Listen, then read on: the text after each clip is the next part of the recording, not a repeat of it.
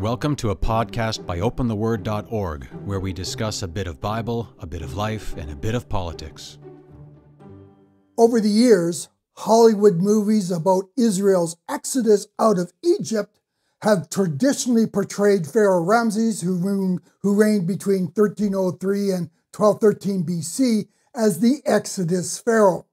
However, there is now universal agreement among Bible scholars that it definitely wasn't Ramses, because the Exodus took place centuries before Ramses showed up. Hi, my name is Dean Smith, and in this podcast, I want to recant a previous podcast where I suggested that Pharaoh Amehotep, who came to power in 1525 BC, was the Pharaoh of the Exodus. We know Amehotep had a son who died as an infant, and that fit well with the 10th plague, which saw the firstborn in Egypt killed.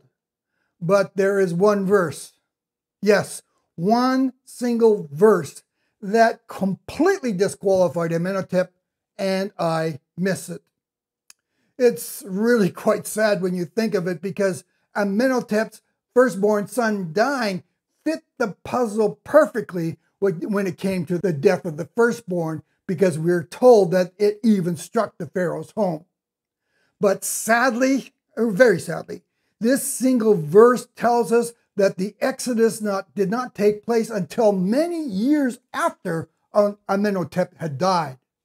The Pharaoh of the Exodus ruled sometime between Amenhotep and Ramses. That single verse in Exodus 7, verse 7, tells us that Moses was 80 years old when he led Israel out of Egypt. And as you will see shortly, Amenhotep was long gone when the Hebrews fled Egypt. And in fact, the Bible provides clues as to the identity of the Exodus Pharaoh. We know that Moses spent about 40 years growing up in the Pharaoh's court, after the Pharaoh's daughter found him lying in a basket floating on the Nile River. Then he spent the next 40 years working as a shepherd in Midian, when he fled Egypt after killing an Egyptian guard who was beating a Hebrew slave. While in Midian, God called Moses to return to Egypt and take the Hebrews to the promised land. So this leads us to the tricky part. Can we figure out what Pharaoh was in power when Moses was found floating on the Nile River? Because if we can determine that, we only have to add 80 years, and we should be able to calculate what Pharaoh was in power at the time Moses led Israel out of Egypt. In Exodus chapter 1, verses 8 to 10, we are provided with 3 clues to the identity of this Pharaoh. We read, quote, "Now a new king arose over Egypt who did not know Joseph. And he said to his people, 'Behold, the people of the sons of Israel are too many and too mighty for us.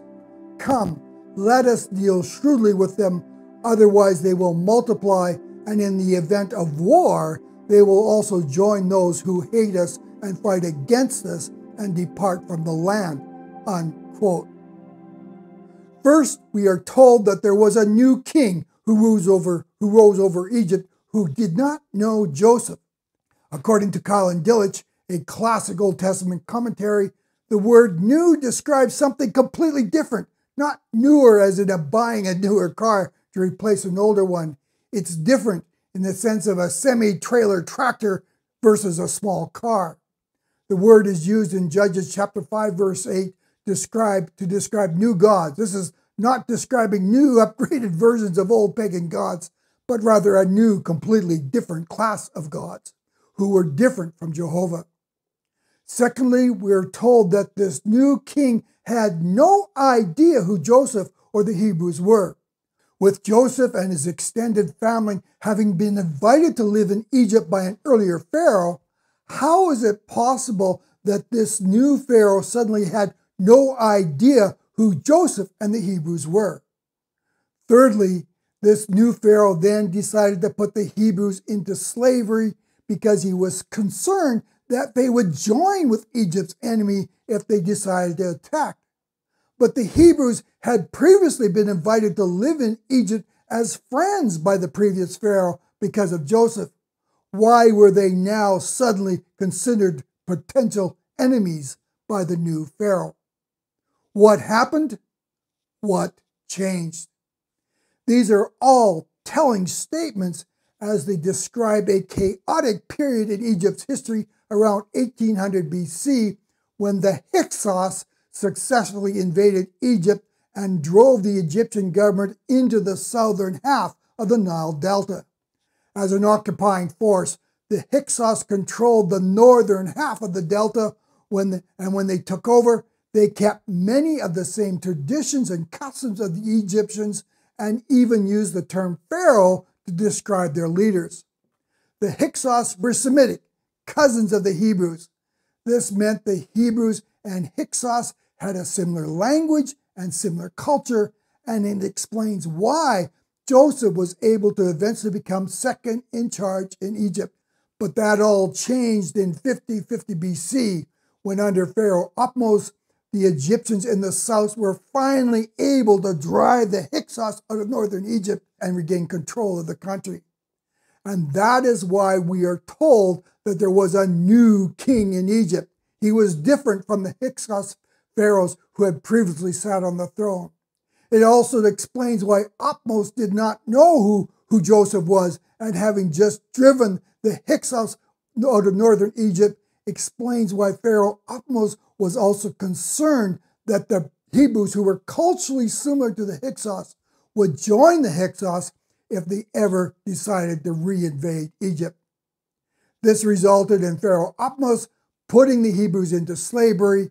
It was during Amehotep's reign that Moses ended up being raised by one of the Pharaoh's daughter in the royal court. Now, if Moses was born during the reign of Amehotep, it should be fairly easy to determine who the Pharaoh was 80 years down the road. And it should be fairly easy, except for a couple of things. Though we have a list of pharaohs who ruled Egypt after Amehotep, there are major, and I mean major, disagreements on how long these dynasties lasted. When biographers list how long a particular pharaoh ruled, there is invariably a footnote, a little footnote at the bottom that the years are contested. Secondly, Moses was not born in 1550, the first year of Pharaoh Amehotep's reign. When Amehotep revealed he was concerned about the Hebrews joining the Hyksos, he first tried to slow their growth by putting them into slavery. When that failed, he then ordered the Hebrew midwives to kill the male babies. When they refused to cooperate, the Pharaoh then ordered the Egyptian army to kill the male babies by throwing them into the Nile River. It was during this final stage that Moses was born. The whole process undoubtedly took years, and the Bible produces one more clue to the Pharaoh's identity that ironically will be important. We know that the Pharaoh was a man, as God told Moses to confront the Pharaoh as, quote, he was walking by the Nile in Exodus chapter 7:15, unquote. So let's start the countdown to 80 years. First, we have Pharaoh Amehotep, who drove the Hyksos out of northern Egypt and ruled between 50 BC and 1525 BC. He was the new king that rose to power mentioned in Exodus chapter 1, verse 8. Moses was born during his reign. Amehotep ruled for a total of 25 years. He was followed by his son Amehotep I, the guy I originally thought was the Pharaoh of the Exodus. Amehotep ruled 21 years between 1525 and 1504 BC, and was towards the end of his reign that Moses killed the Egyptian guard and fled to Midian. A total of 46 years has now passed. Amenhotep I is followed by Thutmose I. He was possibly the son of Amenhotep, but that is not for certain. Thutmose I ruled 13 years between 1506 and 1493 BC. A total of 59 years has now passed. Thutmose I is followed by his son Thutmose II. He ruled about 14 years between 1493 BC and 1479 BC, A total of 73 years have now passed, and we're closing in on that magical 80-year mark. When Thutmose II died at around 30 years of age, a very strange thing happens. His wife, Hatshepsut, who was also his half-sister, takes the throne. This is one of the rare occasions a female held the role of Egyptian pharaoh. She ruled 21 years, roughly 21 years, very roughly, between 1479 BC and 1458 BC. Some believe even during Thutmose II's reign, Hatshepsut was the real power behind the Egyptian throne. Though the 80-year marker falls within her reign, we know she was not the pharaoh of the Exodus because we are told that the Exodus pharaoh was a man. Hatshepsut was followed by Thutmose III, and the dates for their two reigns are a bit blurred, as for several years she served as Thutmose III's co-regent until he was old enough to rule. In fact, at one point, Hatshepsut declared herself to be the pharaoh, while at the same time calling Thutmose III the next pharaoh.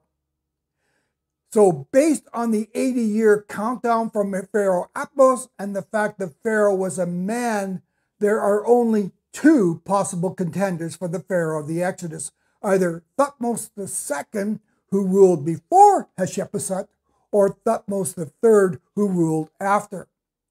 The chronic problems with dating the times of the pharaoh's reigns makes both of them possible candidates.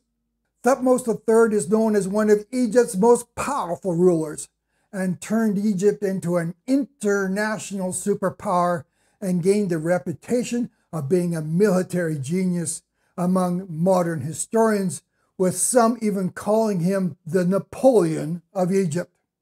And we know from the archaeological record that Thutmose III was also a great builder, which included the construction of over 50 temples. And of course, construction is a major part of the Exodus story because the Pharaoh ordered the Hebrews to find their own straw to construct the bricks when Moses called for the Pharaoh to release the Hebrews to go worship in the desert. But as we study the two pharaohs, Thutmose II is certainly the most obvious candidate for the Exodus pharaoh. Thutmose II was a minor pharaoh who had few successes internationally, but recent archaeology suggests that he was involved in several construction projects, which fits the biblical narrative. In his book, Old Testament History, famed Bible scholar Alfred Edersheim makes the case for Thutmose II based on a couple of reasons. First, Thutmose II had a prosperous but brief reign that collapsed very suddenly, which coincides with the Hebrews plundering Egypt of their gold and silver when they left and the destruction of the Egyptian army at the Red Sea. And aside from the fact he's the closest to fitting into the 80-year timeline, Thutmose II's mummy, which is on display at the National Museum of Egyptian Civilization, is also covered in scars showing evidence of major cysts that fits with the sixth plague of boils mentioned in Exodus chapter 6. So this is a recant of the claims I made in a previous podcast about Amehotep, as I am now convinced that Thutmose II was the Pharaoh of the Exodus. Thanks for joining me on this podcast, and we'll catch you again. Thanks again for joining us on our podcast. Please check out our website at opentheword.org. If you enjoyed this podcast, please subscribe to receive notifications of future broadcasts. As well, please take a moment to provide a rating and even a review. Thanks again for listening.